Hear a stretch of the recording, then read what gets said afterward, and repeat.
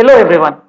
Welcome to this fifth video in the series of 5 videos that we at Advait Consulting are doing to analyze the judgment of the Supreme Court in the case of Engineering Analysis Center of Excellence Private Limited versus CIT. In the last 4 videos, you have seen us analyze the background and the context in which this matter reached the Supreme Court. What were the arguments that were placed before the Supreme Court?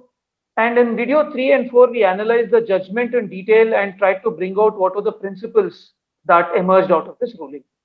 In this fifth video, I, Krishna Upadhyaya, lead direct taxes at Advait Consulting, and Ravinath Pai, chartered accountant from Cochin. We're going to analyze what could be the possible implications of this ruling on a go-forward basis. Yes, thank you, Krishna. So we will first need to step back and look at what happened in 2012. In 2012, the Finance Act was amended with retrospective effect from 1976 to bring in an explanation 4, which said that use or any right to use computer software also falls within the definition of royalty. So applying this Supreme Court decision, it is now very clear that it will not be applicable retrospectively. That the Supreme Court has made it very clear. So what happens from 2012 to the current date is what, and going forward is what we will be looking at in this video. Yes, Krishna. So, despite the fact that the word computer software was brought into the law in 2012 as an explanation to Section 916, very interesting and important thing to note is that the Supreme Court in its judgment almost made it very clear there cannot be any other right which can be given in a computer software other than rights which are there in the copyright law. Given the fact that no other right can be given, and with the fact that a specific computer software inclusion was made in the law, does that still mean only if the right given is a right under the Copyright Act will it become royalty or not? It's also interesting to note that all the ULAWs which were there before the Supreme Court, which it analyzed in detail, and the ULAWs which are generally entered into makes it very clear the right that the user gets is only a right to use that computer software in the intended manner, but does not give any other right which the Copyright Act very particularly prescribes.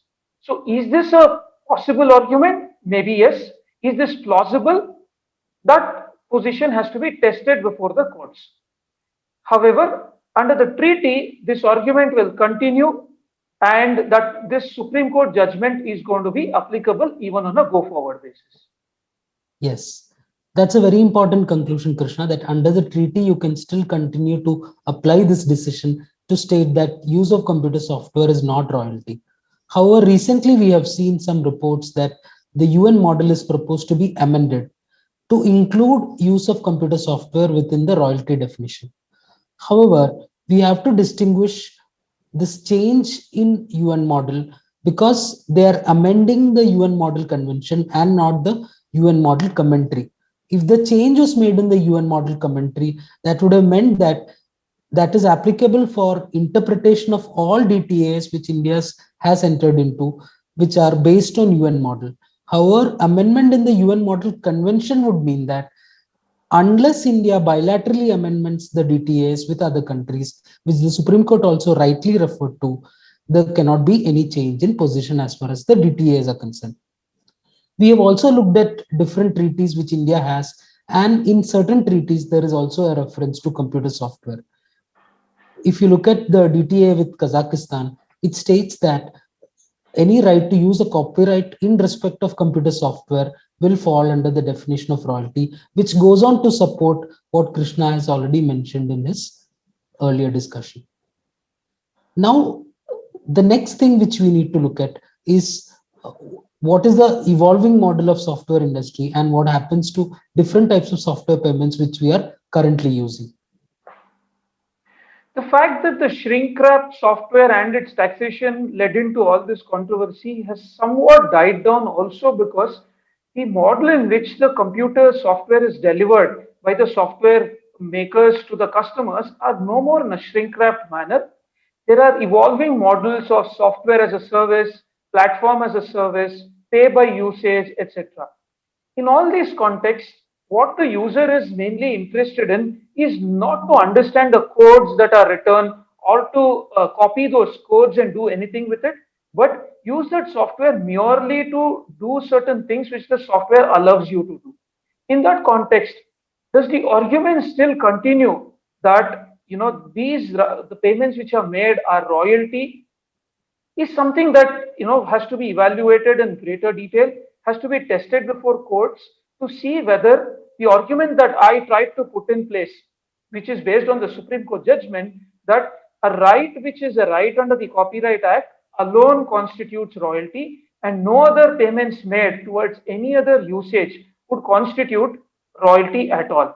Again, like I mentioned earlier, this argument needs to be very carefully laid out in the very strict fact pattern. This is very fact-based evaluation needs to be done, and only then conclusions on this can be arrived at.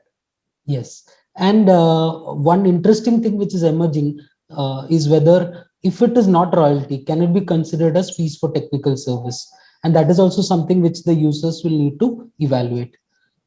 There is an interesting angle to this controversy in the sense that there's a Delhi High Court decision in the case of Airtel which says that unless there is some human intervention, there cannot be the service cannot be considered as fee for technical service. So if you are rendering some service in a fully automated environment, whether the software or the service will be considered as FTS is again something which the users will need to evaluate based on their fact pattern. It gets a little. Sorry, Ravi, you can continue. No, we were saying that the lines between the royalty and the service are blurred, or fees for technical service are blurred, and it's very difficult for a user to evaluate whether it's use of software or use of service. Let's take an example. If I'm using a video editing software, I upload the video onto a website, they do the editing for me, and I download the edited video. So can you consider it as use of the software, or do I consider it as a service? Is a question which will come up again and again in this context. So it gets more interesting with the introduction of equalization levy.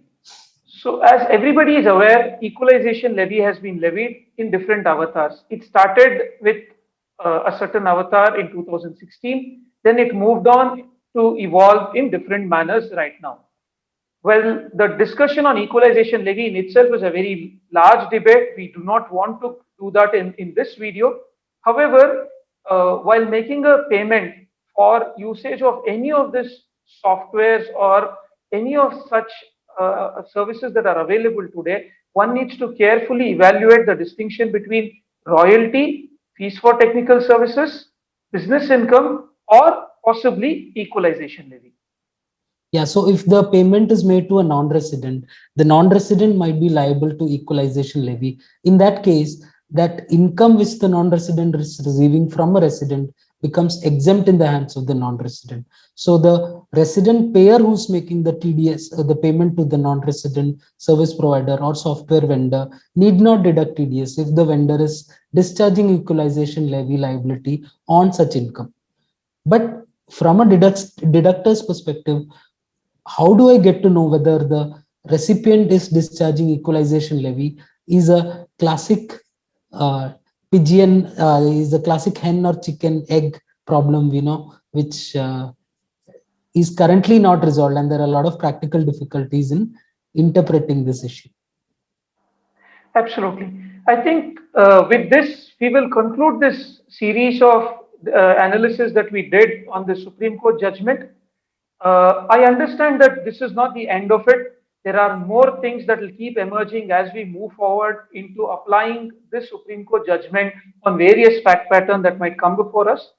We will also keep trying and coming back to you with more such analysis in future. Stay tuned to our YouTube channel. Also subscribe to our social media handles where we will bring out various such analysis in future. Leave your thoughts, comments, and recommendations in the comment section. And thanks a lot for watching this video series. Thank you.